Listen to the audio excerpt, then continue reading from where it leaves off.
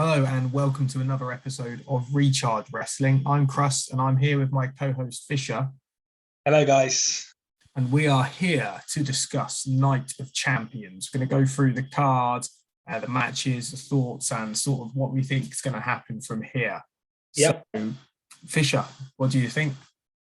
Well, yeah, it's been a crazy weekend of wrestling.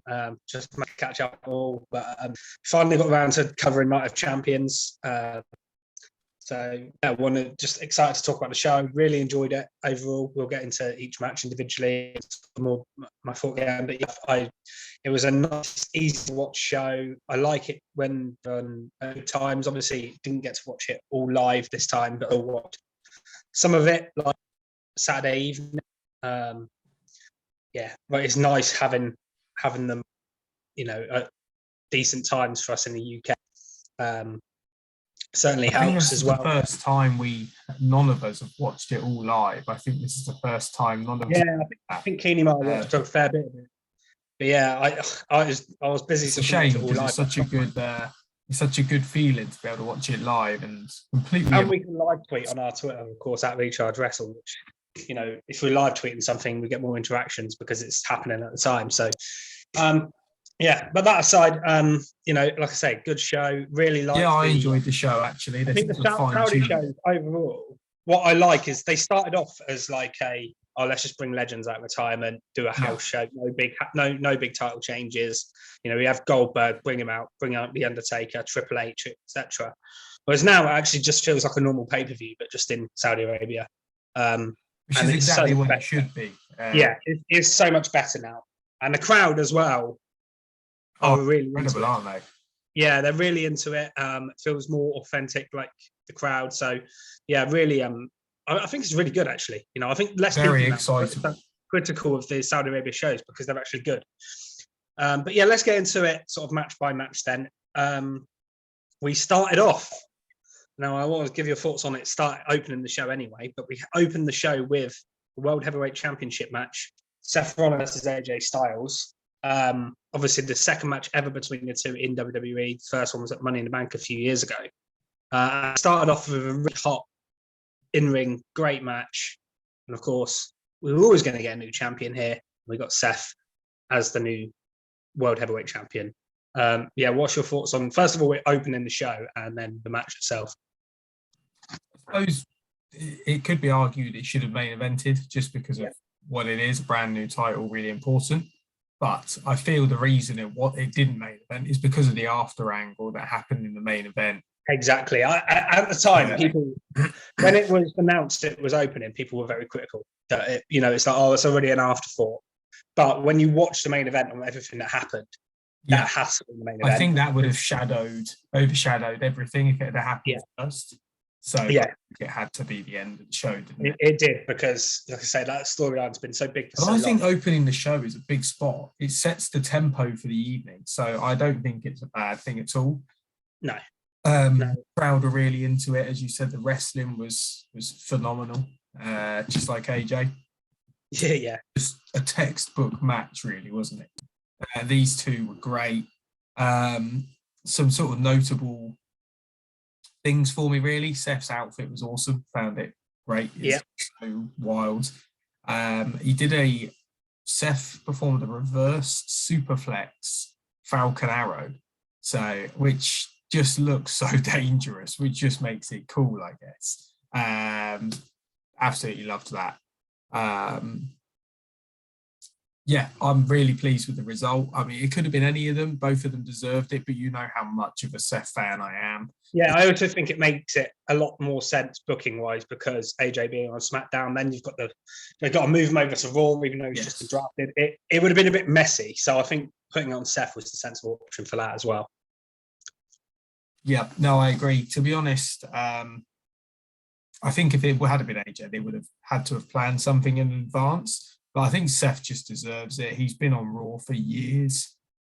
We know he's a fighting champion and he works a hell of a lot. And the good thing is, I think about this also fills me with a bit of confidence that he's going to be hanging around for a short while at least. Well, he did say he had a sort of promo later on in the night, didn't he? And he kind of said, "Don't worry, I will be on Raw.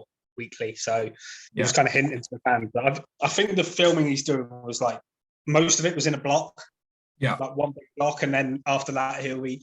And I don't know if I doubt he's got anything else in the pipeline planned, so he should be around. And I'm sure Raw's only one night a week. I'm sure we can probably get around it. But yeah, I don't think he'll miss. Even if he misses the odd week of TV, that's fine. As long as he doesn't miss pay-per-views and he's on TV most weeks. I think that's fine. The problem with Roman is he doesn't even defend every pay-per-view. He misses loads of TV. And obviously he was the only world champion then as well. So if Seth has a week or two off, but Roman's on SmackDown that week, balance that out anyway, because at least you've got one of your champions around. But yeah, I agree with you on the match. There was some innovative spots. You had AJ hit a pedigree, which I didn't expect to see as well. The stomp onto the hands was quite cool. Was interesting. And then obviously you had Seth selling his knee a lot, tried to do the stomp. But fell over. I did get nervous at that point because he's so good at it. I was wondering whether he'd injured himself at one point. Oh, right, yeah. I know. I assumed he was selling, and he obviously was. And then, he won with the stomp in the end. Great match. I don't know if it was better or worse than their first match they had a few years ago because it's too long ago. I can't remember that. I remember at the time it was great, and this one was also great, but I couldn't tell you which one was better because I'd have to watch it back. But yeah, really strong. AJ still has something good to do from here. Yeah, this was also, I think, AJ's best match in quite a while. I know he's obviously only just come back from injury. Oh, 100%. He wasn't having weekly great matches on TV all the time. And now he was in that spot. He won a couple of matches, then he got this, and he had a really good match with Seth. So yeah, hopefully now he will carry that run on. And I wonder who's going to be. I don't know. Have you got any speculation as to who's the first challenger will be for Rollins?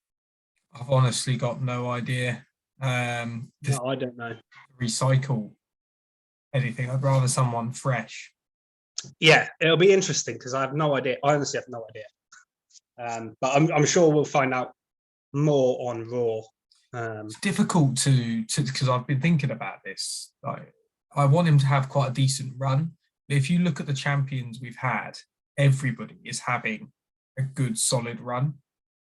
Yes. It would almost feel like a mimic of Roman, Gunther, even the women's champions until... Triple H came out and said that he wanted people to have meaningful, longer title runs. So I can see Seth having it for quite a while. But yeah. They might have one title where they can get away with passing it around a little bit more. But then there's not... Depends what's going to happen. Just depends what's going to happen, really, with Money in the Bank round the corner. Yeah, because someone's going to have to... You can't run SummerSlam this year. You're going to have to... We'll discuss that a bit more later, but I'm hoping it might head towards Roman instead. Yeah, well, we'll get to that later. We'll speculate on that. Yeah, fantastic opener, and because of the after angle of the last match, no problems with that opening at all. Yeah, agreed indeed, yeah. So next match was Trish Stratus versus Becky Lynch. Yes. To be honest, I didn't have too high hopes for this. After thinking back to the sort of match with Lita involved and things like that, it was okay, but I didn't think it was going to be anything special. But I was pleasantly surprised here. This was actually a really good match. Trish looked fantastic. Yeah, I agree. Absolutely. I know she's in ring with one of the best in Becky Lynch, but she awesome. A one-on-one match, you can't be completely carried. You have to hold your own, and she really did. She did some good spots here. She looked pretty. She wasn't like really slow. Her movements were quite quick. They were quite smooth. She was doing stuff in the corners, hanging upside down and stuff. And it just shows how well she's kept herself in ring shape. And Becky hasn't been wrestling much either recently. So it's like, it could have easily been a sloppy, slow match, but it wasn't. It was genuinely really good. Surprise, probably result-wise. I mean, neither of us predicted. We'll get to predictions. Yeah, surprise. Not exactly what I would want to happen, I guess, but this is how you make new stars and make people relevant. So yes. I will openly admit I didn't really care for Zoe Stark on NXT. Wasn't fussed. Yes, she's a good wrestler, but I wasn't too... the character wasn't anything, was it? But this could give her a big push, a big heel character. So Zoe Stark basically came out from under the ring. If anybody hasn't seen it, came out from under the ring and assisted Trish in the win. Busted Becky open in the process as well with her Z360 move. I mean, I feel this.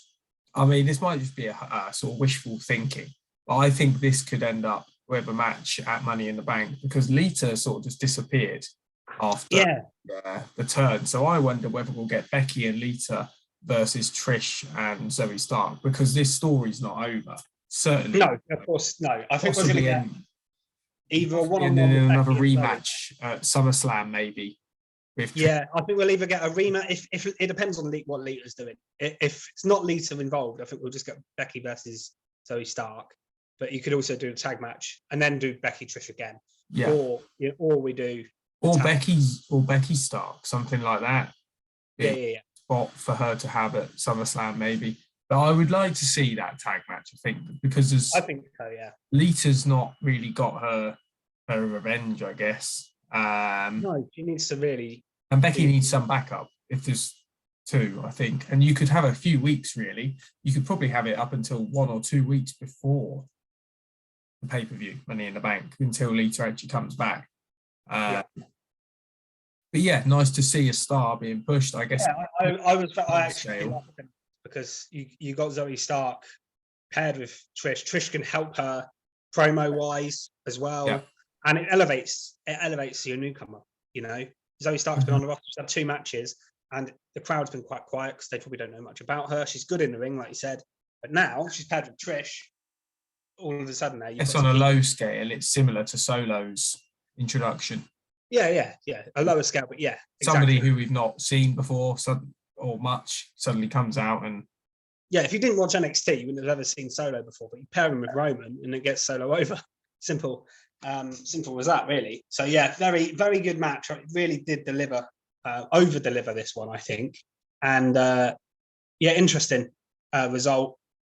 And the feud is obviously going to continue. So no complaints from me there. I quite enjoyed the build-up to the match as well. And the match itself was good. Yeah. Third match on the show, Gunther versus Mustafa Ali for the Intercontinental Championship. Ali looked really awesome. He always does, doesn't he? And I thought here we might just get like a quick squash. Gunther would dominate, really. But they didn't do that. They played into Mustafa Ali almost winning. Like I know, yeah. 50. Good, he did an awesome power bomb. I've never seen him do power moves like that before. That was awesome, wasn't it? Yeah. Really cool. The fact he really had her up as well.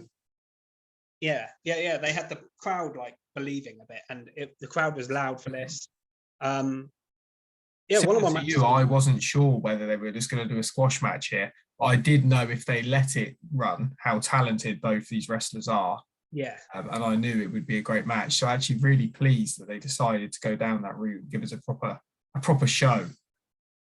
Yeah, it really was good. Like I said, they had Ali get a couple of near falls. They had him hanging there. Gunther's chest was quite red as well, where Ali had been chopping Gunther. So they had him go toe-to-toe for quite a while. You had Imperium out there, but they didn't really interfere in the match. They just kind of introduced Gunther. Yeah. I like that when you've got a champion who's so strong. Yeah, they don't need to. I think it's good. It's like when the USO'S constantly used to get involved in Roman's matches. I used to get fed up.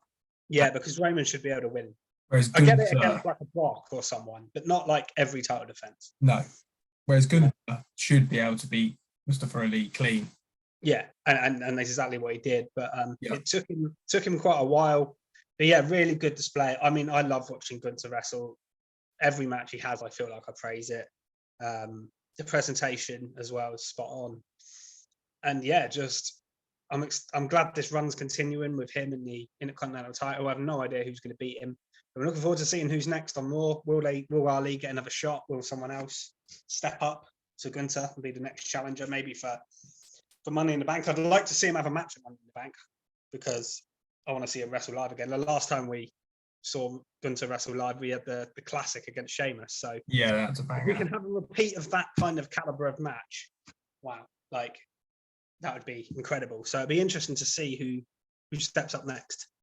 So Gunter, and I want to see Ali not just disappear from TV now. Yeah, it's a shame really when he doesn't when he sort of slipped into the background, because he's such a talent. He just doesn't quite fit in, I guess, to the you think Triple H would push him a little bit more than he has, but at least he was put into this spot here. But was he just put into this spot here because where they were, of where they were, and the religious connection and everything, and now he's going to disappear again? Or are they planning to, keep him on TV, keep him? He's changed his character recently, so potentially that's a good sign. Yeah, potentially. I just hope that they continue to use Ali, because I think he's excellent. He's good on the mic and he's great in the ring. So yeah, again, good match, no complaints there. Thought the opening half of the show was pretty good. Yeah, and then we got, what was the next match? I don't know. I haven't got a match order written down. It was Belair and Asuka next, right?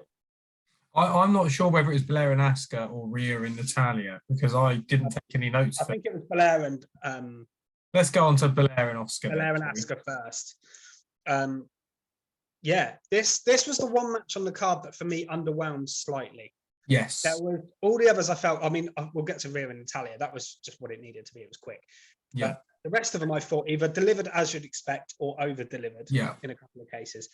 This one, I thought their match at WrestleMania was better than this. Yeah, I think until the last, well, by a mile actually, but I think until the last 2-3 minutes, when it sort of got a bit more exciting because of what was going on, but it still looked a bit confusing.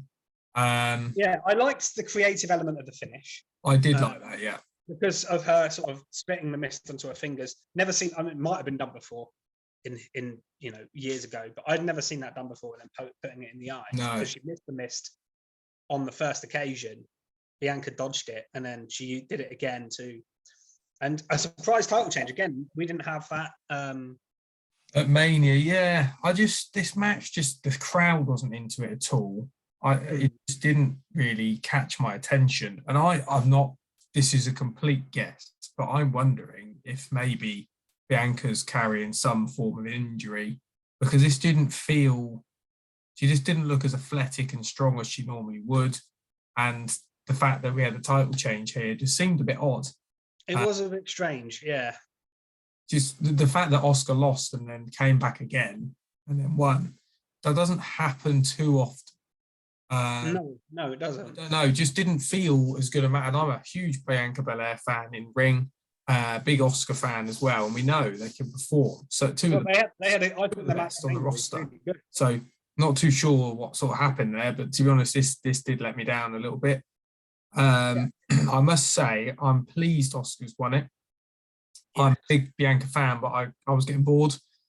This babyface stuff isn't working for me. I'd love her to turn heel, or I don't know, just become a bit more, maybe like more of a Seth character, more arrogant, risky. The babyface gimmicks. I think, the babyface run with that title as champion. A lot of people were comparing it to like Super Cena, when Cena had it and he was the babyface and he was kind of unbeatable and he just won. Yeah. And it was getting a bit like that. And I think people were starting to turn on her a little bit. She got booed in, was it last pay-per-view in Puerto Rico against, who was she facing? Yeah, she got booed somewhere. Was it Bailey? It was Io. Io, that's it, yeah. And in Puerto Rico, yeah, that was odd. And I've even seen people like on other podcasts and that doing watch-alongs, and they've got a crowd in the background, and their crowd is on, is booing Bianca and cheering for Asuka. So I think people were becoming a bit fed up. So either a heel turn or a slight tweak of change. I think maybe a break as well for a few weeks. Yeah. Not like really long, but like she's on TV every week. Maybe give some other women a chance to shine. Keep her away from. Have her in the Money in the Bank match, by all means. Yeah. But keep her away from TV for a few weeks, maybe. Then she can come back and try and get the Money in the Bank briefcase. Obviously, not win it because she doesn't need to. I miss NXT Bianca a little bit, I must say. Yeah, Yeah, and even Bianca, like, you know, of a couple of years ago, but you know, the Sasha stuff and a bit more fiery, a bit more yeah. arrogant. Yeah, I'd like to see her turn heel. I think that's needed. She's got such a weapon right there with the braid as well that she could use as a heel thing. Like that is ready made to be used as a thing she can use. Choke people out and things like that with it. Yeah, and just whip people constantly, and you know, like they really could do something special with that, I think. But yeah, like I say, match probably didn't deliver as much as we'd hoped, but we got a newsworthy title change. I like I say, I think it's a shame that she lost the title in such a weird way as well, like after such a long run.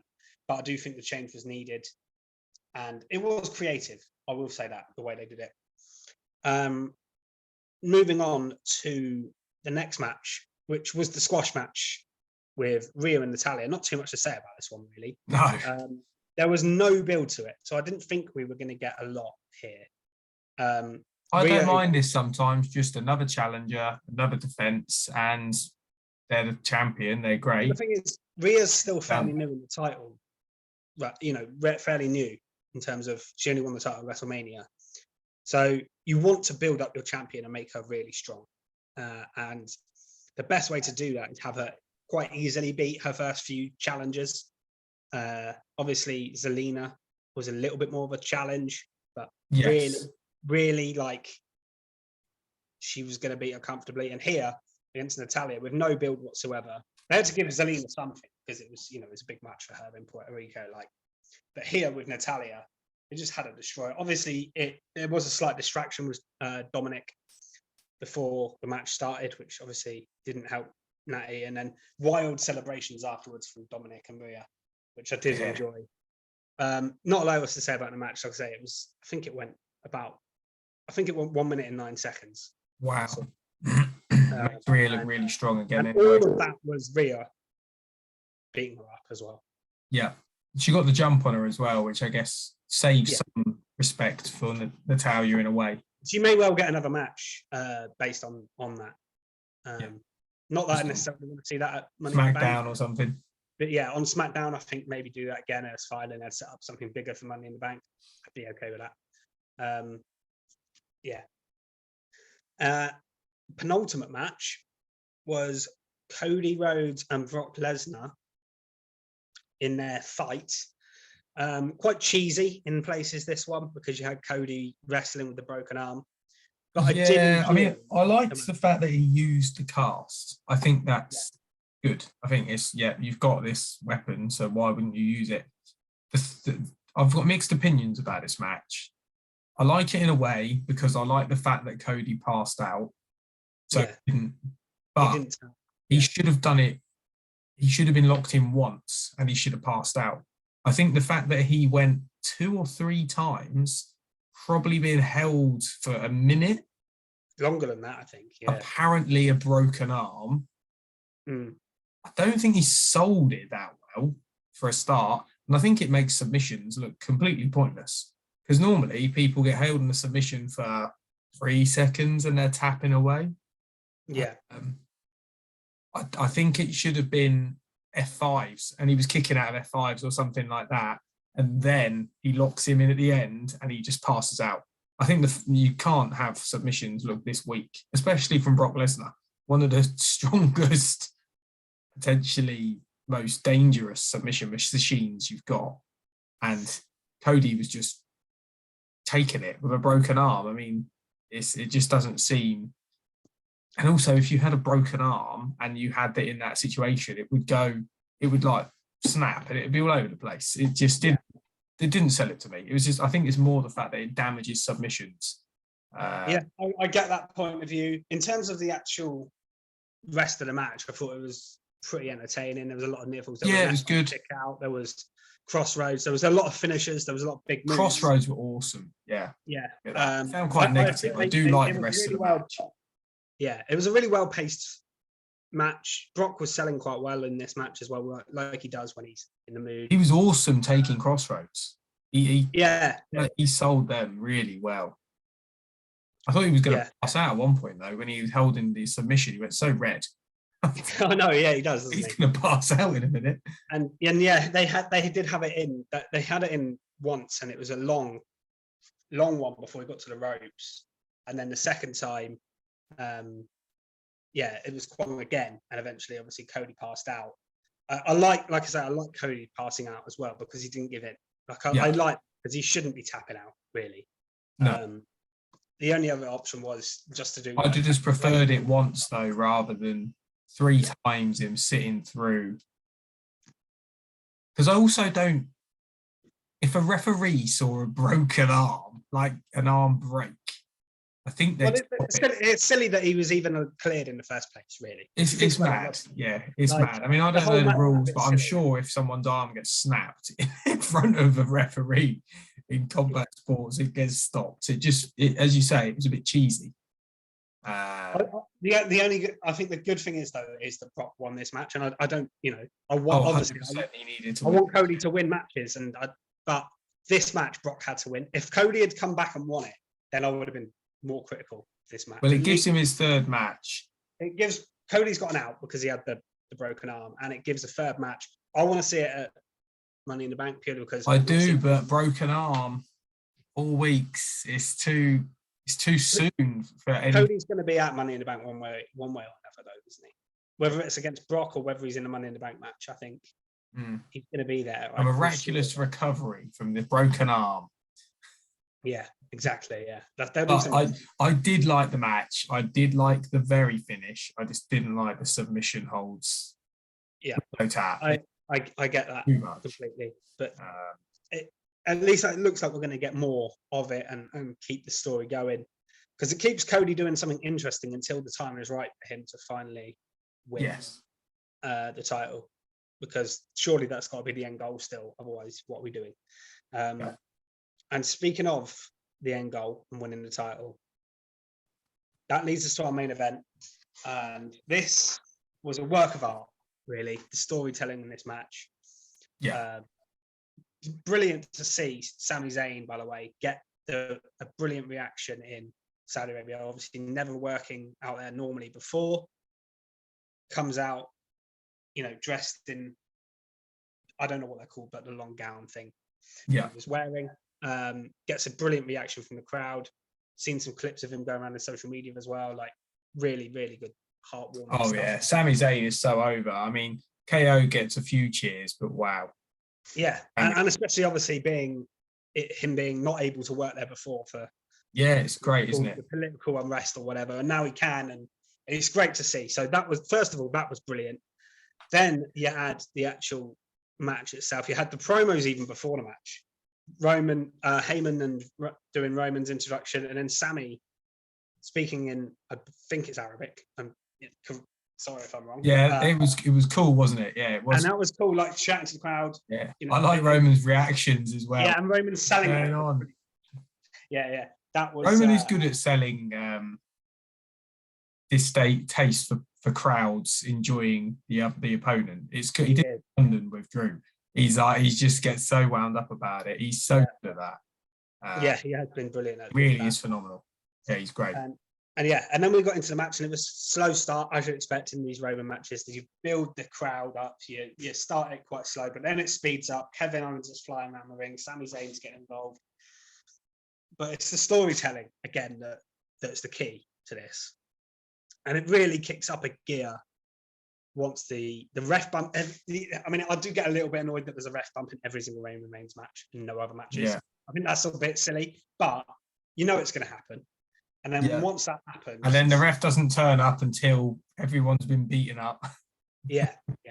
All that's silly. But sometimes you just got to take logic out of wrestling a little bit, because that happens in every company and as well, not just WWE. But when the Usos come down is when it really kicks into gear, because Roman is trying to put Kevin Owens through the announce table. They're fighting on the outside. The Usos get involved, try and help, get in the ring, do a couple of super kicks to Sami. Then they go for the joint super kick on Sami, but Sami dodges it, ducks out of the way.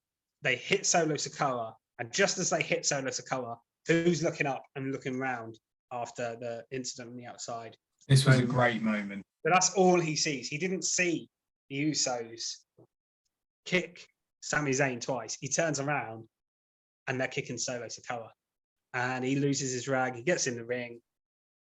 He gets in Jay's face, quite a lot. And then it's Jimmy. It's Jimmy that turns. Super and I kick love to the side of the head. It because Jimmy's not been heavily involved in this storyline. It's always been between Jay and Roman. And the fact that Jay still didn't want to do it and was like, what have you done? Because he knows. I like the communication here between Jimmy and Jay. When Jimmy was like, I've done what you should have done a long time ago. Yeah. Fantastic. I love that. Storytelling, brilliant. I mean, the Usos are they're phenomenal. Like, so I've always liked them and I've always rated them as wrestlers, but their storytelling and their acting in these things is unreal. Like, genuinely unreal. And again, here. They're such workers as well. They're there every week. Yep, they're there every week and they are fantastic. And so Jimmy kicks Roman once, then Jay is trying to sort of talk him around, say, what have you done? And that's when he says, I'm doing what you should have done a long time ago, kicks him again. And then that leads to Solo in the end getting a stunner, getting a haluva kick, getting pinned by Sami Zayn. So Sami Zayn gets his revenge on the Bloodline and Kevin Owens, but Sami Zayn in particular gets the pin. He lost in Montreal in front of his fans. Here in Saudi Arabia in front of a lot of fans. He gets revenge, wins. Big win for them. And I love the closing shot of Sami and KO celebrating in the ring and Roman's on the floor looking up at them. The Usos are on the ramp and the selling from Jay here is brilliant. Like, his head in his hands, like, oh my God, what have you just done, Jimmy? Just brilliant storytelling. And so interesting to see where it goes. It's exciting, isn't it? It's made me really excited. To think we thought the Bloodline was done and dusted a year ago or something like that, and still going, still catching our. So I just want to sort of discuss what you think. So where's this going? Because well, we know for a fact that Roman is going to be on the SmackDown before Money in the Bank that we're going to, and Money in the Bank. Surely he must be defending his titles because he hasn't defended his title here. He didn't defend it in Puerto Rico. Surely he's defending. Well, I was wondering Solo and Roman versus the Usos. Well, that's what I was thinking. But I have got a feeling we're going to get Jimmy Uso versus Roman Reigns at Money in the Bank. That could be distressing if it's anything like Jay versus. And then maybe SummerSlam is Jay versus Roman.